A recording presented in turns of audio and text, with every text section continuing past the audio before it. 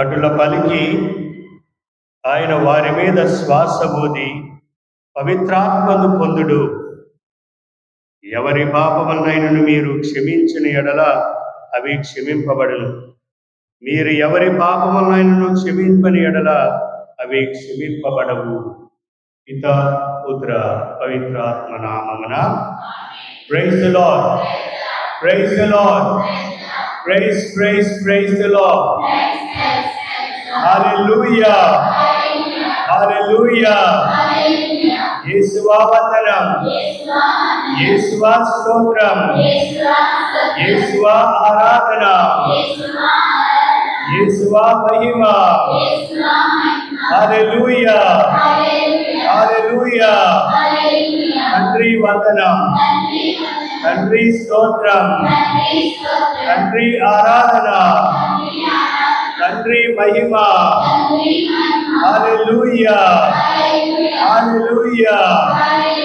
ఆత్మదేవా వందనం, ఆత్మదేవా స్తోత్రం, ఆత్మదేవా ఆరాధన, ఆత్మదేవా మహిమ. Praise the lord, praise praise praise the lord. ప్రియమైనటువంటి సహోదరి సహోదరులారా, ఈరోజు మనం పెంతెకోస్తు మహోత్సవాన్ని కొనియాడుతూ ఉన్నాం. ఈరోజు చాలా ముఖ్యమైనటువంటి రోజు. ఎంతో ఆనందంతో సంతోషంతో గంతులు వేస్తూ నృత్యము చేస్తూ పండుగ చేసుకోవలసినటువంటి రోజు. క్రిస్మస్ పండుగ ఎంత ప్రాముఖ్యతో ఈ పెంతెకోస్తు పండుగ కూడా అంతే ప్రాముఖ్యత. ఎందుకంటే ఈరోజు కథోలిక శ్రీ సభ జన్మించినటువంటి రోజు. పవిత్రాత్మ సర్వేశ్వరుడు అగ్ని నాలుకలపై శిష్యులపై వేంచేసి వచ్చినప్పుడు ఒక పవిత్రమైనటువంటి శ్రీ సభగా ఏర్పాటు చేయబడినటువంటి రోజు. ఆనాడు మరియ తల్లి పవిత్రాత్మ శక్తితో ఏ విధంగా నింపబడి గర్భము ధరించి లోక రక్షకుని ఈ లోకానికి ఆయన అందజేసిందో, క్రిస్మస్ పండుగగా ప్రపంచ నలుమూలలో ప్రపంచంలో ఉన్నటువంటి ప్రతి ఒక్క క్రైస్తవుడు, ప్రతి ఒక్క కథోలిక బిడ్డ క్రిస్మస్ పండుగను ఎంత సంతోషంతో ఆనందంతో మనం కొనియాడతామో, ఈరోజు శ్రీ సభ జన్మించినటువంటి రోజు మనమందరము సంతోషంతో ఆనందంతో కొనియాడవలసినటువంటి రోజు. Praise the lord, praise the lord. ప్రియమైనటువంటి సహోదరులారా, ఈ పెంతెకోస్తు పండుగ నాడు మనము కొన్ని విషయాలను మనం ధ్యానించుకోవాలి.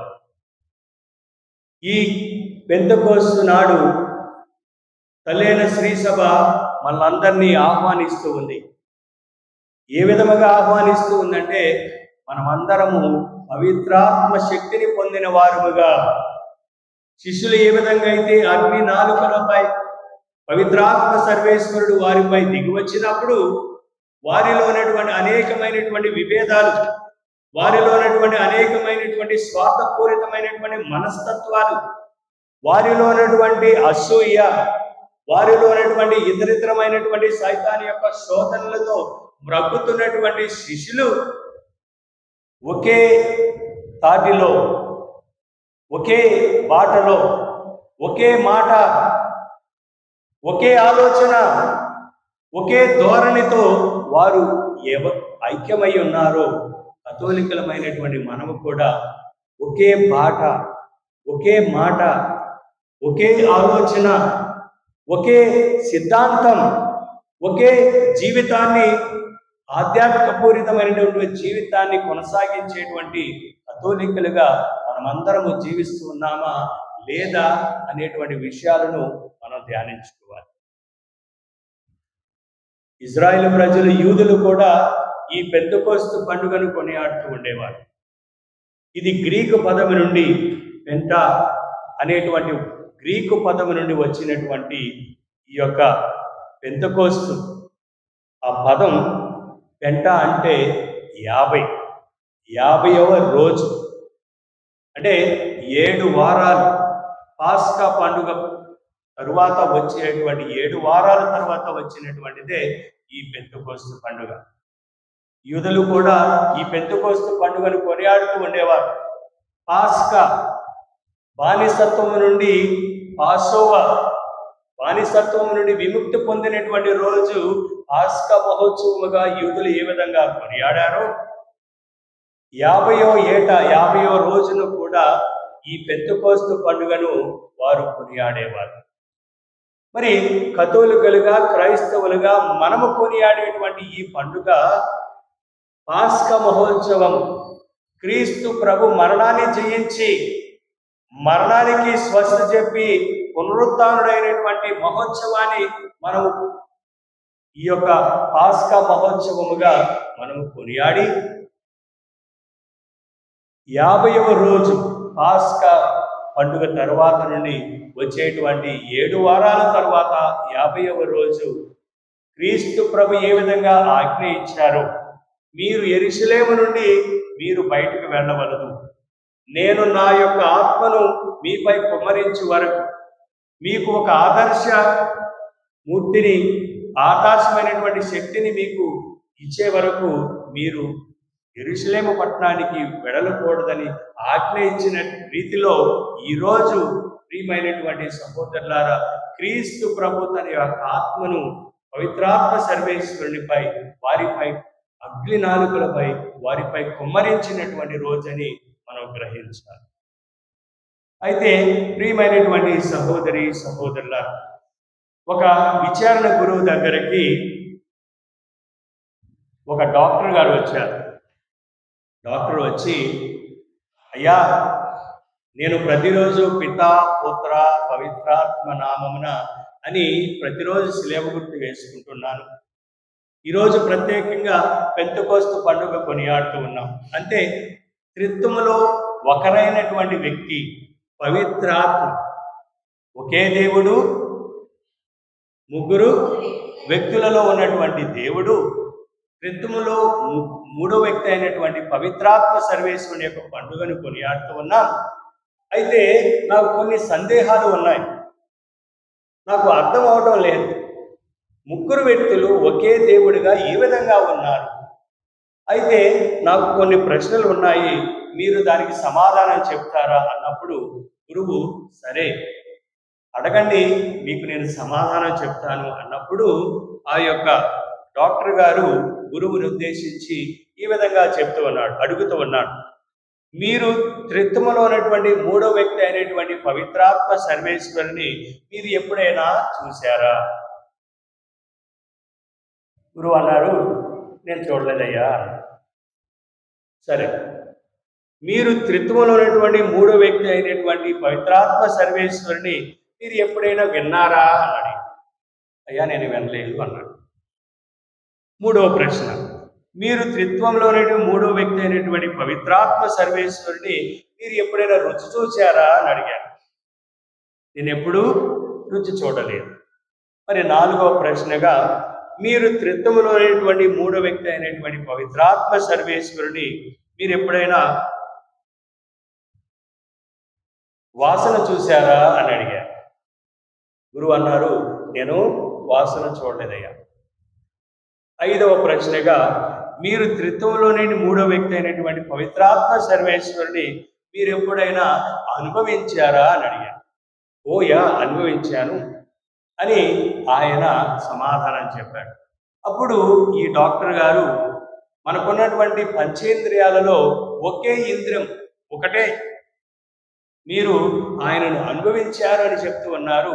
మరి 4 ఇంద్రియాలు మీరు వినలేదు, చూడలేదు, రుచి చూడలేదు, మనసారా మీరు ఆయనను అనుభవించారే కానీ వాసన చూడలేదు కదా. మరి ఏ విధంగా సాధ్యం అవుతుంది? ఈ త్రిత్వంలో ఉన్నటువంటి మూడో వ్యక్తి పవిత్రాత్మ సర్వేశ్వరుడు ఉన్నాడని ఏ విధంగా గ్రహించగలము, ఏ విధంగా అర్థం చేసుకోగలను అని నాకేదో సందేహం ఉన్నదని ఆ డాక్టర్ గారు చెప్పారు. విన్న తర్వాత గురువు గారు కూడా, నాకు కొన్ని సందేహాలు ఉన్నాయ్యా, నువ్వు కూడా డాక్టర్వే కదా, వచ్చిన వాళ్ళందరికీ ఎవరికైతే నొప్పి ఉంటుందో వారికి అందరికీ మందులు ఇస్తావు కదా, మరి నాకు కూడా కొన్ని సందేహాలు ఉన్నాయి, నువ్వు చేసేటువంటి వైద్యం గురించి నాకు సమాధానం చెప్తావన్నప్పుడు డాక్టర్ గారు అన్నారు, చెప్తానయ్యా అన్నారు. మరి గురువు గారు ఈ విధంగా చెప్తూ ఉన్నారు, మరి మీరు ఎప్పుడైనా నొప్పి ఉన్నప్పుడు వచ్చినటువంటి రోగి వచ్చినప్పుడు నీకు చెప్పినప్పుడు ఈ నొప్పిని ఎప్పుడైనా మీరు చూశారా అని అడిగారు. డాక్టర్ గారు అన్నారు, నొప్పిని ఎలా చూస్తామయ్యా, లేదు అన్నారు. మరి మీరు నొప్పిని ఎప్పుడైనా విన్నారా అని అడిగారు. నేను నొప్పిని ఎప్పుడు వినలేదు. మరి నొప్పిని మీరు రుచి చూశారా అని అడిగారు. డాక్టర్ గారు అన్నారు, రుచి చూడండి. మరి నొప్పి ఎప్పుడైనా మీరు మన వాసన చూశారా అని అడిగినప్పుడు వాసన చూడండి. మరి 5వ ప్రశ్నగా మీరు నొప్పిని ఎప్పుడైనా సరే అనుభవించారా అని అడిగారు. అప్పుడు డాక్టర్ గారు, ఓయా అందరూ అనుభవిస్తారు. ప్రియమైనటువంటి సహోదరి సహోదరులారా, పవిత్రాత్మ సర్వేశ్వరుని గురించి మనం అనుభవిస్తాం. ఇదిగో ఈరోజు మనం విన్నటువంటి మొదటి పట్టణంలో అపోస్తులందరూ పవిత్రాత్మ శక్తిని అగ్ని నాలుకలపై వారిపై కుమ్మరించబడినప్పుడు వారందరూ అన్ని భాషల్లో మాట్లాడగలిగారు, అనుభవించారు. ప్రియమైనటువంటి సహోదరులారా, ఈరోజు కథోలిక సంఘం శ్రీ సభ ఏర్పాటు చేయబడినటువంటి రోజుగా మనం గ్రహించి మనమందరము దేవుని స్తుతించాలి. అందుకని ఈరోజు మనం విన్నటువంటి 2వ పట్టణంలో పునీత పౌలుడు కొరింథీయులకు రాసిన మొదటి లేఖ 12వ అధ్యాయము 13వ వచనంలో చూసినట్లయితే, అట్లే యూదులమైనను అన్యులమైనను బానిసలమైనను స్వతంత్రులమైనను మనమందరము ఒకే ఆత్మయందు ఒకే శరణంలోనికి జ్ఞానస్నానం తీసుకున్నాం. Praise the lord, praise the lord. మనలో ఎన్ని విభేదాలు ఉన్నా, మనలో ఎన్ని తారతమ్యాలు ఉన్నా, మనలో ఎన్ని ఆలోచనలు ఉన్నా, ఒకే ఆత్మతో ఒకే శక్తితో మనము శ్రీ సభలో జ్ఞానస్నానం పొంది ఉన్నాము ప్రియమైనటువంటి సహోదరులారా అని మనం గమనించి, ఈ యొక్క కథోలిక శ్రీ సభలో సభ్యత్వాన్ని పొందినటువంటి మనము ఆనందంతో, సంతోషంతో, విశ్వాసంతో, నమ్మకంతో మనము అడుగులు వేసి జీవించాలి. ఈ యొక్క పండుగ రోజు శిష్యులలో జరిగినటువంటి కొన్ని విషయాలు మనం ధ్యానించినట్లయితే, ప్రియమైనటువంటి సహోదరి సహోదరులారా, మొట్టమొదటిగా పవిత్రాత్మ దేవుడు అగ్ని నాలుకలపై శిష్యులపై చేసి వచ్చింది. ఆ రోజు యూదులకు, ధర్మశాస్త్ర బోధకులకు, అదేవిధంగా రోమా సైనికులకు భయాందోళనతో బ్రతుకుతున్నటువంటి ఈ శిష్యులందరూ ఒక చోట తల్లి మరియమ్మతో కలిసి ప్రార్థిస్తూ ఉండగా వారిపై అగ్ని నాలుకలపై వారి పవిత్రాత్మ సర్వేశ్వరుడు వచ్చిందని మనము గ్రహించాలి. రెండవది, భయాందోళన చెందినటువంటి శిష్యులందరూ ఏమైందండి భయం? ఏమైంది భయం? పిరికితనం ఏమైంది? భయాందోళనతో ఉన్నటువంటి శిష్యులందరూ ఎప్పుడైతే పవిత్రాత్మ సర్వేశ్వరుడు వారిపై దిగి వచ్చిందో వారందరూ నూతన శక్తిని పొంది బోధించడం ప్రారంభించారు. క్రీస్తును బోధించడం ప్రారంభించారు, సువార్తను ప్రకటించడం ప్రారంభించారు. అదేవిధంగా అనేకమైనటువంటి అన్య భాషలలో వారు మాట్లాడుతూ ఉంటే వారు ఒకరినొకరు అర్థం చేసుకోగలుగుతూ ఉన్నారు. చూడండి ఎంత శక్తి కలిగినటువంటిది. అన్య భాషల్లో మాట్లాడగలిగే శక్తిని వారు పొందారు. మనలో ఎవరైనా నాకు వచ్చినటువంటి లతీను, అదేవిధంగా జర్మనీ భాష నేను మాట్లాడితే మనకు అర్థం అవుతా? కుమస్తాస్ తెలుసా? మాస్టర్ కాబట్టి తెలుసు, బాగున్నారా అంటాడు ఇరవా మాస్టర్. కుమస్తాస్ అంటే బాగున్నారా, స్పానిష్ మాట. కానీ ఆనాడు ఎప్పుడైతే పవిత్రాత్మ సర్వేశ్వరుడు శిష్యులపై దిగి వచ్చిందో వారు మాట్లాడేటువంటి మాట అందరూ అర్థం చేసుకోగలుగుతున్నారని దేవుని వాక్యం చెప్తుంది. అదే కాదు, ఆ రోజు ఎంతమంది జ్ఞాన స్నానం తీసుకున్నారంటే, ఆ రోజు ఎంతమంది క్రీస్తు ప్రభుని విశ్వసించారంటే, ఆ రోజు నిజమైనటువంటి యేసయ్యను కనుగొన్నారంటే 3000 మంది పైబడి జ్ఞాన స్నానం తీసుకున్నారని దేవుని వాక్యం చెప్తూ ఉంది. ప్రియమైనటువంటి సహోదరులారా, praise the lord, praise the lord, praise praise praise the lord. సత్యాన్ని మనము గ్రహించాలి. సత్యాన్ని గ్రహించి సత్యములో జీవించడానికి మనము ప్రతి ఒక్కరూ ప్రయత్నించాలి. ప్రియమైనటువంటి సహోదరులారా, అపోస్తుల కార్యాలు 19వ అధ్యాయము 22వ వచనంలో, అపోస్తుల కార్యాలు 19వ అధ్యాయము 2వ వచనం, వారితో మీరు విశ్వాసులైనప్పుడు పవిత్రాత్మను పొందిదిరా అని ప్రశ్నించారు. అందుకు వారు పవిత్రాత్మ ఉన్నారని నిజముగా మేము వినలేదు కదా అని పలికాను. అక్కడ పునీత పౌలు గారు ప్రశ్నిస్తూ ఉన్నారు, మీరు పవిత్రాత్మను పొందారు, మీరు నూతన శక్తిని పొందారు, మీరు నూతనంగా సృష్టించబడ్డారు అనేటువంటి అవగాహన, ఆలోచన మీలో ఉన్నదా అని అడిగినప్పుడు వారు సమాధానం చెప్తున్నారు. పవిత్రాత్మ అంటే ఏమిటి, పవిత్రాత్మ శక్తి అంటే ఏమిటి, పవిత్రాత్మ మేము పొందేమనేటువంటి ఆ యొక్క చిహ్నం ఏమిటి అని ఆయనను ప్రశ్న వేశారు. ప్రియమైనటువంటి సహోదరులారా, అందుకనే పౌలుడు ఎఫెసీయులకు రాసినటువంటి సంఘాన్ని ఆయన ప్రశ్నిస్తూ ఉన్నాడు. పవిత్రాత్మను మనం అందరము పొందాం. అందరం పొందామా? ఎప్పుడు పొందాం? ఎప్పుడు పొందాం? జ్ఞాన స్నానం తీసుకున్నటువంటి ప్రతి ఒక్క బిడ్డ ఈ యొక్క పవిత్రాత్మ శక్తిని పొంది ఉన్నాడు. Praise the lord, praise the lord. కానీ ఈ పవిత్రాత్మ శక్తిని పొందినటువంటి మనము పవిత్రులుగా ఉండాలి, పవిత్రమైనటువంటి మనస్సుతో ఉండాలి, పవిత్రమైనటువంటి ఆలోచనలో మనం ఉండాలి, పవిత్రమైనటువంటి సంఘానికి సభ్యుడై ఉండాలి. మరి పవిత్రాత్మను పొందామంటే మనము పాపము కట్టుకోకుండా ఉండకూడదు. ఎప్పుడైతే పాపము కట్టుకుంటామో మనము పవిత్రాత్మను కోల్పోతాం. ఒక పాలులో, మంచి పాలులో ఒక బొట్టు విషము కలిపితే ఏమవుతుంది? మంచి పాలుగా ఉంటాయా? విషపూరితమైనటువంటి పాలుగా. అదేవిధంగా జ్ఞాన స్నానంలో పవిత్రులమైనటువంటి మనము క్రీస్తు ప్రభు యొక్క సంఘంలో, క్రీస్తు ప్రభు యొక్క శ్రీ సభలో సభ్యులుగా సభ్యత్వాన్ని పొందినటువంటి మనలో సైతాను యొక్క ప్రలోభాలలో మనము జీవిస్తున్నప్పుడు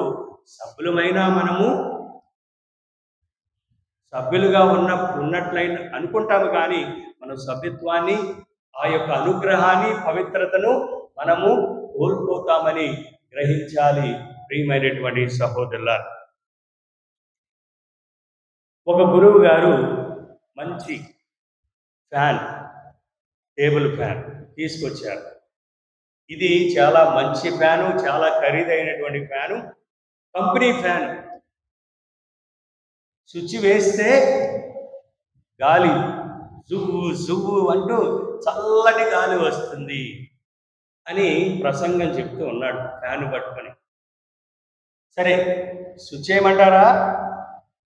మీ సమాధానం ఏంటి? వెయ్యండి. స్విచ్ వేశారు. ఫ్యాన్ తిరిగిందా? ఫ్యాన్ తిరుగుతుందా? సమాధానం తిరగదు. ఎందుకని? ఆ ఫ్యాన్ దేనికి కనెక్ట్ అవ్వాలి? ప్లగ్ కనెక్ట్ అవ్వాలి. అప్పుడే కరెంట్ వస్తుంది. ఈ ఫ్యాను ఎంత కాస్ట్లీ అయినా, ఎంత కంపెనీ ఫ్యాన్ అయినా, ఎంతటి చల్లటి గాలి రావాలన్నా కావలసింది fan has to be connected to the plug. Fan ప్లగ్లో కనెక్ట్ చేయాలి. అదేవిధంగా ప్రియమైనటువంటి సహోదరులారా, మనము కూడా అనుకుంటాం, నేను క్రైస్తవుణ్ణి, పుట్టు క్రైస్తవుణ్ణి, జ్ఞానస్నానం తీసుకునేటువంటి క్రైస్తవుణ్ణి, నిజమైనటువంటి క్రైస్తవుని అని అనుకుంటాం. కానీ అటువంటి అనుకున్న రీతిలో మనం జీవించకపోయినట్లయితే, ఎప్పుడైతే మనము దేవుని యొక్క సంఘంలో శ్రీ సభలో కనెక్ట్ అవ్వకపోయినట్లయితే, సంఘము ఉద్దేశానుగుణంగా మన జీవితాలు మలచుకోలేనట్లయితే, సంఘంలో కథోలిక సంఘంలో ఉన్నటువంటి అనుగ్రహాలు దివ్య సంస్కారాలు మనం కొనియాడకపోయినట్లయితే ఏ విధంగా నేను నిజమైనటువంటి కథోలికని అని మనము గొప్పలు చెప్పుకోగలమో ఒకసారి ఆలోచించి, దివ్య సంస్కారాలని మనము కొనియాడాలి. ఎన్ని దివ్య సంస్కారాలు? 7 దివ్య సంస్కారాలు. 7 దివ్య సంస్కారాల్లో ముఖ్యమైనటువంటిది అనునిత్యము మనకు అందరినీ క్రీస్తు ప్రభులో బలపరిచేటువంటిది దివ్య సంస్కారము, దివ్య బలి పూజ, జ్ఞాన స్నానం, పాప సంకీర్తనం, భద్రమైన అభ్యంగము, దివ్య సంస్కారం, దివ్య సప్రసాదం. మరి దివ్య సప్రసాదాన్ని యోగులుగా మనము స్వీకరించాలంటే మనం కొనియాడవలసినటువంటిది పాప సంకీర్తనం. పరిశుద్ధులుగా చేసుకోవాలంటే మనలో ఉన్నటువంటి ఆ కుళ్ళు కుట్ర అనేకమైనటువంటి ఈ యొక్క సైతాను ప్రలోభాలను మన నుండి తొలగించుకోవాలంటే మనం కొనియాడవలసినటువంటి దివ్య సంస్కారము పాప సంకీర్తనం. మన జీవితంలో ఎప్పుడు పాప సంకీర్తనం చెయ్యం. ప్రతి ఆదివారం నేను ప్రార్థన జరిగేటప్పుడు దేవాలయంలో ఈ పాప సంగీతాన్ని వినడానికి నేను కూర్చుంటాను. ప్రకాష్ మాస్టర్ చెప్తానే ఉంటారు, మనం వింటాము ఈ చెవు నుండి. ఎందుకంటే మనమంతా ఎవరమి? పవిత్రులం. ఒకసారి క్లాప్ కొట్టండి.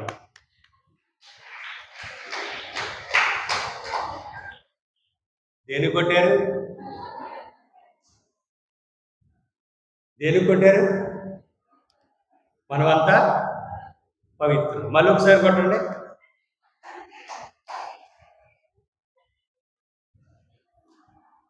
మనమంతా పవిత్రులం కదా. మళ్ళీ మూడోసారి కొట్టండి.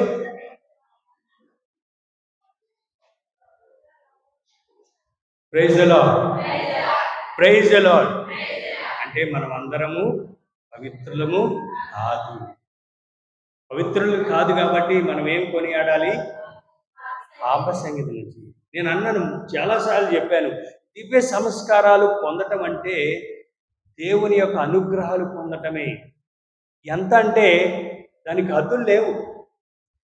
ఒక డ్యాము నిండిపోయినటువంటి నీళ్లు ఎప్పుడైతే గేట్లను తెరుస్తారో వచ్చేటువంటి ఆ యొక్క నీరు ఫోర్స్ ఏ విధంగా ఉంటుందో, మనం ఎప్పుడైతే ఈ దివ్య సంస్కారాలను మనం కొనియాడతామో దేవుని యొక్క అనుగ్రహాలు, దేవుని యొక్క దీవెనలు అంతకంటే రెట్టింపు, అంతకంటే 1000 రెట్టింపు మనం అనుగ్రహాలు మనం పొందుతాం. Praise the lord, praise the lord. ప్రియమైనటువంటి సహోదరులారా, మరి అనుగ్రహాలు నేను పొందాలి, దేవుని యొక్క దీవెనలు పొందాలి, నేను పాపే అని పక్కన పెట్టండి. దివ్య సంస్కారం పాప సంగీతం చేయటం అంటే పాపాత్ములు కానీ కాదు. ముందుగా మనం గ్రహించవలసింది ఏంటంటే, ఆ దివ్య సంస్కారం కొనియాడటం వల్ల నాకు వచ్చేటువంటి దీవెనలు, నేను పొందేటువంటి దేవుని యొక్క ఆశీస్సులు, నేను పొందేటువంటి దేవుని యొక్క శక్తి, నేను దేవునిలో మమేకమవుతూ ఉన్నాం, దేవుని అనుగ్రహాలలో నేను ఒకటవుతూ ఉన్నానని గ్రహించాలి. ప్రియమైనటువంటి సహోదరులారా, అది మనం గ్రహించాలి దివ్య సంస్కారాలు కొనియాడేటప్పుడు. ఈ యొక్క దివ్య సప్రసాదం మనం స్వీకరిస్తున్నప్పుడు నిజమైనటువంటి క్రీస్తు శరీరాన్ని, రక్తాన్ని, ఆయన యొక్క శక్తిని, ఆత్మను, దివ్య రూపాన్ని నేను నా యొక్క ఆత్మలోకి ఆహ్వానిస్తూ ఉన్నానని మనం గ్రహించాలి. తనకు అనుగుణంగా కొనియాడాలి. ప్రియమైనటువంటి సహోదరులారా, అది మనం చేయాల్సి. పాప సంగీతం చేస్తే ఎవరు అనుకుంటారు నేను పాపాత్ముడని? అది పక్కన పెట్టండి, ఆలోచన పక్కన పెట్టండి. దేవుని యొక్క అనుగ్రహాలు మనం పొందుతాం. Praise the lord. ప్రియమైనటువంటి సహోదరులారా, పవిత్రాత్మను పొందటం అంటే, పవిత్రాత్మను మనం కలిగి ఉండటం అంటే 6 ముఖ్యమైనటువంటి విషయాలను ఈరోజు మనము ధ్యానించుకుందాం. ఈ పవిత్రాత్మ శక్తిని మనం పొందినటువంటి అపోస్తలు కూడా ఈ యొక్క 6 అనుగ్రహాలు పొందారు. మొట్టమొదటిది పవిత్రాత్మ శక్తిని పొందటం అంటే శక్తిని, ధైర్యాన్ని మనం అందరము పొందుతూ ఉన్నాం. అందుకని అపోస్తల కార్యాలు 1వ అధ్యాయము 8వ వచనములో చూసినట్లయితే, అయినను పవిత్రాత్మ మీపైకి వచ్చినప్పుడు మీరు శక్తిని పొందుదురు, కనుక మీరు యెరూషలేములో, యూదయ, సమరయ సీమయందరు అంతటా భూదిగంతముల వరకు నాకు సాక్షులై ఉండండి. Praise the lord, praise the lord. పవిత్రాత్మ శక్తిని పొందినటువంటి వారు శక్తిని పొందారు, ధైర్యంతో ఉంటారు. మనం శక్తిని పొందామా?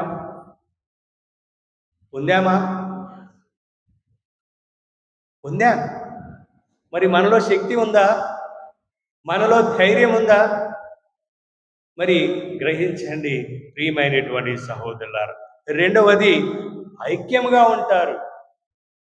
ఎన్ని వివాదాలు ఉన్నా, ఎన్ని మనస్పర్ధలు ఉన్నా, ఎన్ని కొట్లుకున్నా, ఎంత తిట్టుకున్నా, ఒకరినొకరు దూషించుకున్నా చివరికి ఏమవుతారు?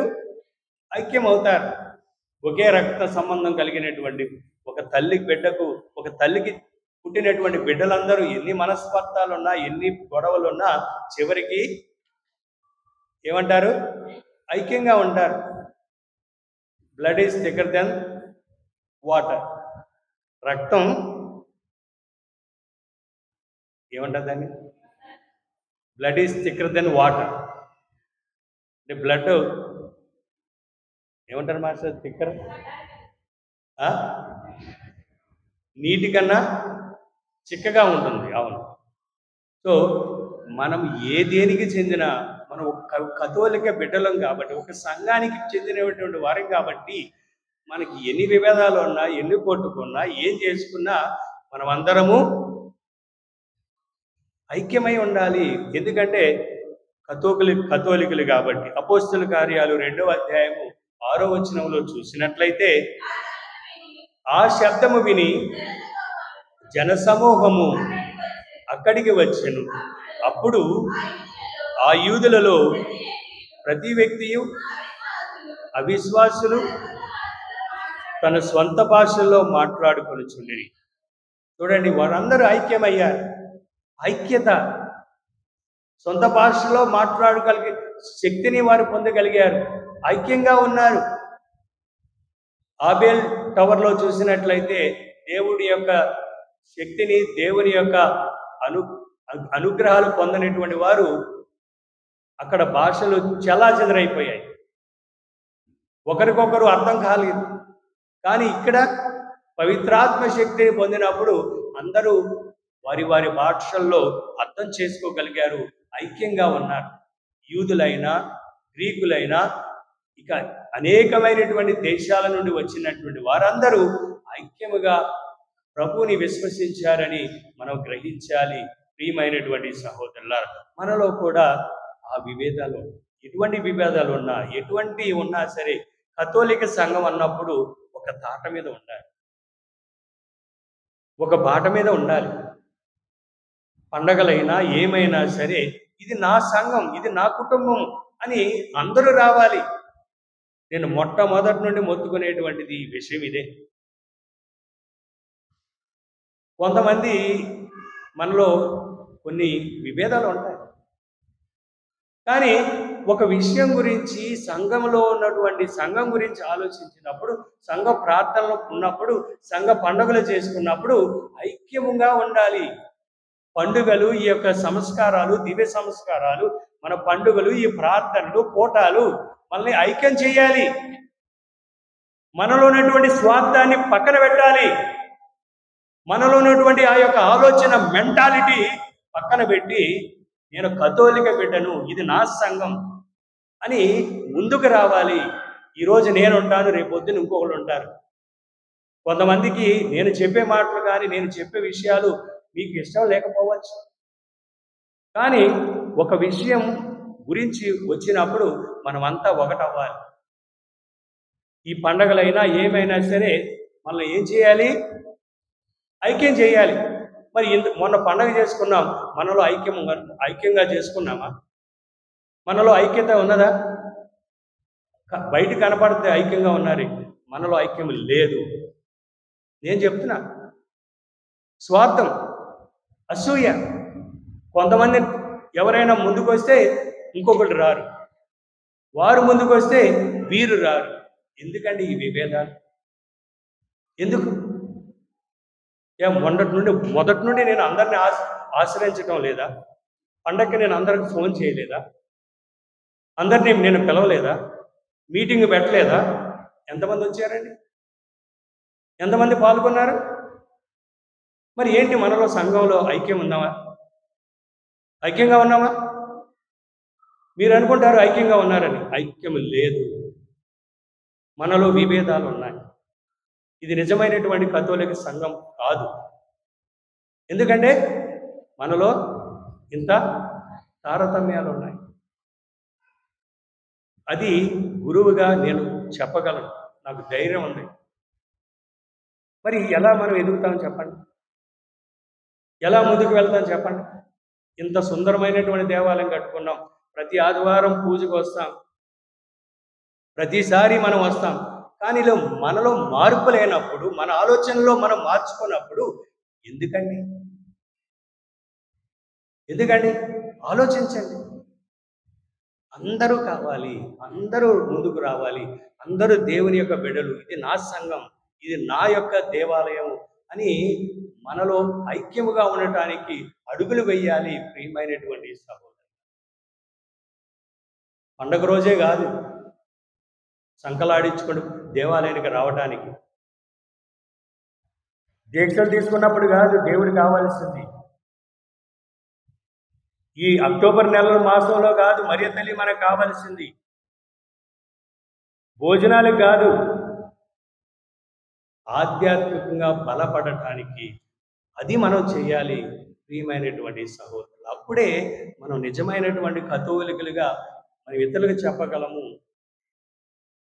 నిజమైనటువంటి కథోలికులుగా మనం ఉండామని ఇరుగు పొరుగు వారికి చెప్పుకునేటువంటి ధైర్యం మనలో ఉంటుంది. ప్రియమైనటువంటి సహోదరుల, ఆలోచించండి. నాలో ఏమైనా తప్పు ఉందా? మార్చుకో. నేను సంఘానికి ఐక్యపరపబడటానికి నా యొక్క వ్యక్తిగతమైనటువంటి ఆలోచనను పక్కన పెట్టి, నేను సంఘం ఏ విధంగా నడుస్తుందో పవిత్రంగా జీవించడానికి అడుగులు వేయాలి. కానీ మనము దానిని తుడిచివేయడానికి మనము ఉండకూడదు. ప్రియమైనటువంటి సహోదరులు, మూడవది, మనను పాపము గురించి మనకు తెలియపరుస్తుంది. మనము నీతిమంతులమా? తీర్పు గురించి, నీతిని గురించి, పాపం గురించి పవిత్రాత్మ సర్వేశ్వరుడే మనకు ఎరుకపరుస్తారు. యోహాను సువార్త 16వ అధ్యాయము 8వ వచనంలో చూసినట్లయితే, యోహాను సువార్త 16వ అధ్యాయం 8వ వచనం, ఆయన వచ్చి పాపమును గురించి, నీతిని గురించి, తీర్పును గురించి లోకమునకు నిరూపించును. ఎవరు నిరూపిస్తారు? పవిత్రాత్మ సర్వేశ్వరుడు. Praise the lord, praise the lord.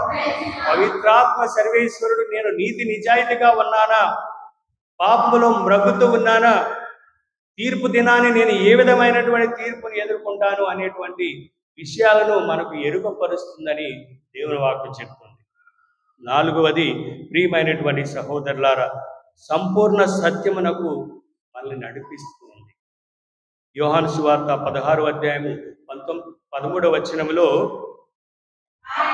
ఆయన సత్యస్వరూపియగు ఆత్మ వచ్చినప్పుడు మిమ్ములను సంపూర్ణమైనటువంటి సత్యమునకు నడిపించు. సంపూర్ణమైనటువంటి సత్యమునకు ఆత్మల్ని నడిపిస్తూ ఉంది. ప్రియమైనటువంటి సహోదరులారా, అదేవిధంగా సమస్త విషయాలను మనకి బోధిస్తూ ఉంది. యోహాను సువార్త 14వ అధ్యాయము 26వ వచనములో, కానీ నా నామమున తండ్రి పంపనున్న ఓదార్పు వాడు అనగా పవిత్రాత్మ మీకు సమస్త విషయములను బోధించి నేను చెప్పినవన్నీ మీకు తలంపునకు తెచ్చును. Praise the lord, praise the lord. ప్రియమైనటువంటి సహోదరులారా, మనకు అనేక ఆధ్యాత్మిక ఫలాలను ఇచ్చేటువంటిది పవిత్రాత్మ సర్వీస్. మరి ఇవన్నీ మనం పొందినటువంటి వారము. మనలో ఎంత తారతమ్యాలు ఉన్నా, ఎన్ని విభేదాలు ఉన్నా, మనమందరం ఎవరము? కథోలికులము, కథోలిక బిడ్డలం. కథోలికలో సంఘములో మనము జ్ఞానస్నానం తీసుకున్నాం కాబట్టి మనమందరము కథోలిక బిడ్డలము. ఈ యొక్క సంఘములో సభ్యులము. ఇది సంఘమంతా మంది. ఈ దేవాలయము, ఈ ప్రాంగణము, ఈ యొక్క సంఘం మనది, నాది.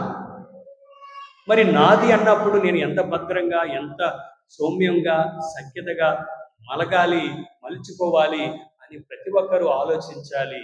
ప్రియమైనటువంటి సహోదరులారా, అనుగుణంగా అడుగులు వేయాలి.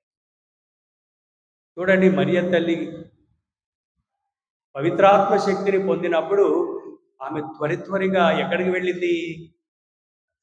ఎక్కడికి వెళ్ళింది? ఎలిజబెత్ అమ్మ దగ్గరికి వెళ్ళింది. చూడండి, ఒక పవిత్రాత్మ శక్తిని పొందినటువంటి మరియ తల్లి ఒక తల్లి దగ్గరికి వెళ్ళినప్పుడు అక్కడ జరిగినటువంటి సంభాషణ చూడండి, జరిగినటువంటి విషయం చూడండి.